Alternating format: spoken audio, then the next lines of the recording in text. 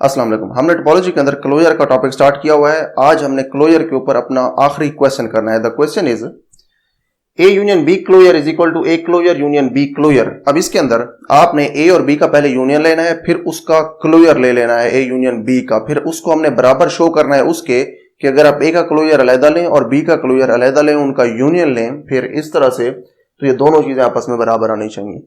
तो अगर यहाँ पे आप देखें तो ये दोनों सेट हैं, क्योंकि यहाँ पे सेट बनेगा यूनियन से, उसका जब क्लोजर लेंगे तो वो एक सेट आएगा, और ये दो सेट्स का यूनियन तो इधर भी सेट बनेगा। हमने यहाँ पे दो सेट्स को आपस में बराबर प्रूव करना है, तो यहाँ पे भी हमें वही काम करना पड़ेगा कि पहले सेट को हमने दूसरे का सबसेट दिखाना है और दूसरे सेट को हमने पहले सेट का सबसेट दिखाना है। तो यहाँ पे इसका प्रूफ है as A is contained in A union B, क्योंकि ए यूनियन बी के अंदर सेट ए भी कंटेन करता है और सेट बी भी कंटेन करता है, तो इसीलिए जो सेट ए है ये इसका सबसेट है। तो यहाँ पे सेट ए का जो क्लोजर है ये ए यूनियन बी के क्लोजर का सबसेट होगा, यानी कि इसका क्लोजर इसके क्लोजर का सबसेट है। तो इसीलिए हमने लिखा है कि ये चीज हमें इंप्लाई करती है, बताती है कि ये चीज इसके बराबर है। इसको आप नाम दें एक्सप्रेशन 1 का।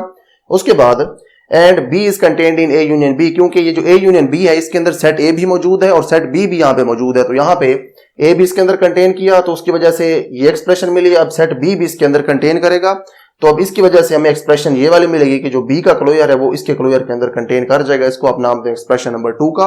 अब आप इन दोनों एक्सप्रेशन 1 और एक्सप्रेशन 2 को यूज करें। इनको हम इस तरह से यूज करेंगे कि जो ए का क्लोजर है ये भी इसके अंदर कंटेन कर रहा है इस सेट के अंदर, और जो बी का क्लोजर है ये भी इस सेट के अंदर कंटेन कर रहा है, क्योंकि दोनों सेट्स इसके अंदर कंटेन कर रहे हैं। तो इसीलिए जब आप इनका यूनियन लेंगे तो वो भी उसके अंदर कंटेन कर जाएगा, क्योंकि यूनियन के अंदर आप सिर्फ यही काम करते हैं कि उनके जो सारे एलिमेंट्स होते हैं उनको आप एक बार लिख देते हैं। तो इन दोनों के एलिमेंट्स पहले से उसके अंदर मौजूद हैं, इसके एलिमेंट्स इसमें मौजूद हैं और इसके भी एलिमेंट्स इसके अंदर मौजूद हैं। तो जब आप इन दोनों का यूनियन लेंगे तो वो भी इसके अंदर पहले से मौजूद होगा। तो आप 1 और 2 को यूज करके लिख सकते हैं 1 and 2 imply that A closure union B closure is contained in A union B whole closure. इसको अब नाम दें एक्सप्रेशन नंबर 3 का। हमारे क्वेश्चन का अब हमने पहला स्टेप कर लिया है। पहले स्टेप के अंदर हमने यही करना था कि हमने जो क्वेश्चन हमें गिवन था उसकी एक साइड को हमने दूसरी साइड के सबसेट के तौर पे दिखाना था। तो यहां पे हमने इसको इसका सबसेट दिखा दिया है, A closure union B closure is subset of A union B closure. ये हमने दिखा दिया है, एक साइड प्रूव हो गई है। इसको अब नाम दें एक्सप्रेशन नंबर 3 का। ये फिर आखिर में जाके हम यूज करेंगे। उसके बाद now as A is contained in its closure and B अपने क्लोजर में कंटेन करेगा और ए अपने क्लोजर के अंदर कंटेन करेगा। वो इसलिए क्योंकि हमने पढ़ा हुआ है कि जो क्लोजर होता है वो सेट ए के सारे क्लोज्ड सुपर सेट्स का इंटरसेक्शन होता है, और जो सेट बी होता है उसका भी क्लोजर सेट बी के सारे क्लोज्ड सुपर सेट्स का इंटरसेक्शन है। तो इसीलिए क्योंकि सारे सुपर सेट्स का इंटरसेक्शन है तो सेट बी भी उसके अंदर कंटेन करेगा और सेट ए जो है वो भी अपने क्लोजर के अंदर कंटेन करेगा। तो इसलिए हमने यहां पे ये लिख दिया है कि सेट ए कंटेन करता है अपने क्लोजर में और सेट बी कंटेन करता है अपने क्लोजर में। इन दोनों एक्सप्रेशंस को आप नाम दें the set of expressions number 4। ये जो 4 एक्सप्रेशंस, ये वाली एक्सप्रेशंस हैं, इनको हम आगे अब यूज करेंगे। उसके बाद अब ये जो 4 एक्सप्रेशन है, ये वाली ये एक्सप्रेशन हमें ये बताती है कि क्योंकि ए कंटेन कर रहा है इस सेट के अंदर और बी कंटेन कर रहा है इस सेट के अंदर, तो इन दोनों एक्सप्रेशंस के अंदर ये साइड छोटी है और ये साइड बड़ी है। तो ये छोटी साइड है ये इसमें कंटेन कर रही है, इसकी छोटी साइड इसमें कंटेन कर रही है। तो अगर आप इन छोटी साइड्स का यूनियन ले लें और इधर आप बड़ी साइड्स का यूनियन ले लें, तो जो छोटी साइड्स का यूनियन होगा वो इन बड़ी साइड्स के यूनियन में कंटेन कर जाएगा, क्योंकि ये जो छोटे सेट्स हैं ये उन दोनों में पहले से कंटेन करते हैं। ए इसके अंदर कंटेन करता है, बी इसमें कंटेन करता है, तो इसका जो यूनियन होगा इसका और इसका वो ए क्लोजर और बी क्लोजर के यूनियन के अंदर कंटेन कर जाएगा। तो इसीलिए आप एक्सप्रेशन 4 की हेल्प से लिख सकते हैं 4 implies that A union B is contained in A closure union B closure. इसको अब नाम दें एक्सप्रेशन नंबर 5 का। अब यहां पे आप देखें तो ये जो ए क्लोजर है ये सेट ए के क्लोज्ड सुपर सेट्स का इंटरसेक्शन है, उसी तरह से जो बी क्लोजर है ये सेट बी के क्लोज्ड सुपर सेट्स का इंटरसेक्शन है। तो जब ये क्लोज्ड सुपर सेट्स का इंटरसेक्शन है तो ये दोनों क्लोज्ड सेट होते हैं। हम ये प्रूव कर चुके हैं कि जो क्लोजर है ये क्लोज्ड होता है। अब क्योंकि क्लोजर दोनों क्लोज्ड हैं तो इन क्लोज्ड सेट से आप आगे ये लिख सकते हैं here A closure union B closure is a closed set. तो इन दोनों का जो यूनियन है ये क्लोज्ड सेट है, क्योंकि because it is union of closed sets, क्योंकि क्लोज्ड सेट्स का यूनियन है।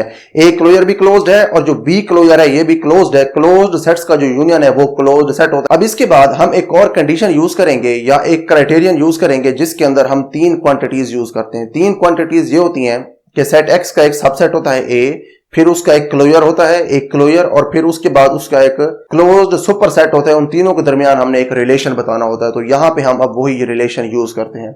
हम ये जानते हैं, इधर अब हम लिखते हैं for a closed superset F of A. अब क्योंकि हम ये पढ़ चुके हैं कि जो ए क्लोजर होता है वो सबसे छोटा क्लोज्ड सुपर सेट होता है सेट ए का, तो इसीलिए ए क्लोजर के अलावा जो भी क्लोज्ड सुपर सेट होगा ए का वो ए क्लोजर से बड़ा होगा। तो इसलिए हम यहां पे ये लिख सकते हैं कि सेट ए कंटेन करेगा अपने क्लोजर के अंदर, और इसका जो क्लोजर है ये कंटेन करेगा आगे सेट एफ के अंदर, क्योंकि ए क्लोजर सबसे छोटा क्लोज्ड सुपर सेट है ए का। इसको अब नाम दें एक्सप्रेशन 6 का। अब इस एक्सप्रेशन 6 के अंदर हम अपनी मर्जी के सेट्स लिख देते हैं, क्योंकि यहां पे भी सेट आना है, और जो सेट यहां पे आएगा इधर हमने उस सेट का क्लोजर लेना होता है, और यहां पे हमने उस सेट ए का क्लोज्ड सुपर सेट लिखना होता है। तो यहां पे हम इस जगह सेट ले लेते हैं ए यूनियन बी, क्योंकि ए यूनियन बी भी एक सेट है, तो हम ये अब कंसिडर कर सकते हैं। We take A union B instead of A and A closure union B closure instead of F. तो यहां पे हम दो चीजें या तीन चीजें अपनी मर्जी की लेते हैं। पहली चीज जो है, यहां पे हम ए यूनियन बी को ले लेंगे, और यहां पे जो हमने उस सेट का क्लोजर लिखना होता है यहां पे हम ए यूनियन बी का क्लोजर लिख लेंगे। अब यहां पे क्योंकि हम सेट लिख रहे हैं ए यूनियन बी, तो यहां पे हम वो वाला क्लोज्ड सेट लिखेंगे जो ए यूनियन बी का सुपर सेट हो। पहले हम इस एक्सप्रेशन को इसके साथ मैच करते हैं। यहां पे क्योंकि हमने लिखा है कि 6 इंप्लाइज दैट, क्योंकि जब 6 इंप्लाई करती है तो यहां पे वो सेट होना चाहिए और यहां पे उस सेट का क्लोजर होना चाहिए। तो जो सेट हम ले रहे हैं वो ए यूनियन बी है, तो यहां पे ए यूनियन बी हमने लिखा है, फिर ए यूनियन बी सबसेट होगा ए यूनियन बी क्लोजर का अकॉर्डिंग टू दिस एक्सप्रेशन, और उसके बाद इसका जो क्लोजर है वो सबसेट होगा इस सेट के किसी क्लोज्ड सुपर सेट का, जिस तरह से ये क्लोजर सबसेट था इसके क्लोज्ड सुपर सेट का। अब इसका जो क्लोज्ड सुपर सेट है वो अब कहां से आएगा, वो हमने पीछे एक एक्सप्रेशन लिखी थी।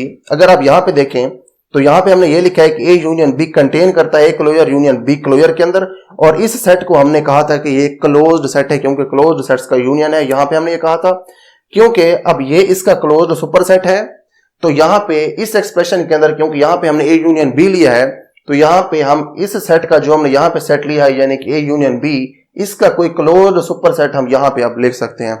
तो वही एक्सप्रेशन 6 को हमने चेंज कर दिया है अपनी मर्जी से।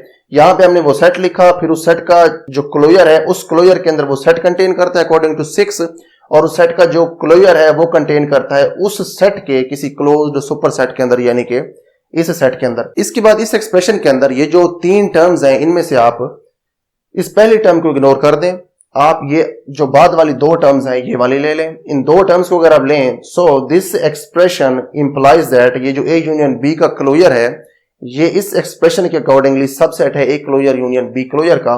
इसको अब नाम दें एक्सप्रेशन नंबर 7 का। तो ये आपने अपने क्वेश्चन का दूसरा पार्ट प्रूव कर लिया है। पहले पार्ट के अंदर हमने एक साइड को दूसरी साइड का सबसेट दिखा दिया था, यानी कि इस साइड को हमने इसका सबसेट दिखाया था, फिर हमने इसको दिखाना था इसका सबसेट, क्योंकि हमने इन दोनों सेट्स को बराबर करना था। तो हमने वो काम कर दिया है।